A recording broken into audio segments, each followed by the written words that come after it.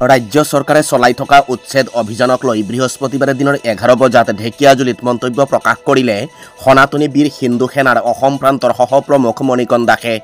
উল্লেখ্য যে বিগত কিছুদিনৰ পৰা ৰাজ্য চৰকাৰে আৰম্ভ কৰিছে বৃহৎ উচ্ছেদ অভিযান। এই উচ্ছেদ অভিযানক লৈ ৰাজ্যৰ প্ৰান্তে প্ৰান্তে একাংশ সংগঠনে সাব্যস্ত কৰিছে প্ৰতিবাদ। যদিও ইয়াকে লৈ আজি মন্তব্য প্ৰকাশ কৰি চৰকাৰৰ এই সিদ্ধান্তক আদৰণি জনালে সনাতনী বীৰ হিন্দু সেনাৰ অসম প্ৰান্তৰ সহপ্ৰমুখ মণিকণ দাসে। ধুবুৰীত যোনটো উচ্ছেদ চলিলে, বিশেষকৈ আমি মাননীয় মুখ্যমন্ত্ৰী হেমন্ত বিশ্ব শৰ্মা এই উচ্ছেদটোত সনাতনী বীৰ হিন্দুৰে আদৰণি জনাইছোঁ। আৰু ধুবুৰীত যিমান তাতে উচ্ছেদ কৰিছে আমি দেখি আছোঁ।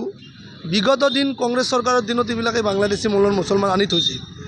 আজি আনি থৈ বাংলাদেশী য'ত খিলঞ্জীয়া জাতি জনগোষ্ঠী সংকটত আছিল, আজি খিলঞ্জীয়া জাতি জনগোষ্ঠীত ব্যৱসায় ভাষা খিলঞ্জীয়া কালচাৰগিলা যাব ধৰিছিল। সেইকাৰণে মাননীয় মুখ্যমন্ত্ৰী কালি যোনটো উচ্ছেদ কৰিলে এইটো হেমন্ত বিশ্ব শৰ্মাক আদৰণি জনাইছোঁ।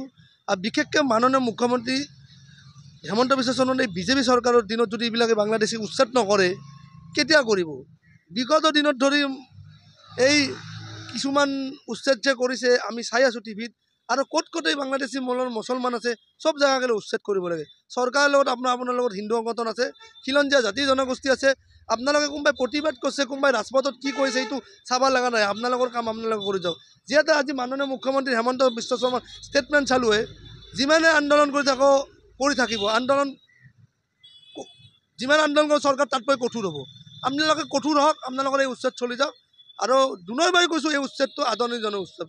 য'ত খিলঞ্জীয়া জাতি জনগোষ্ঠী চবেই আপোনালোকক এই উচ্ছেদটো আদৰণি জনাব।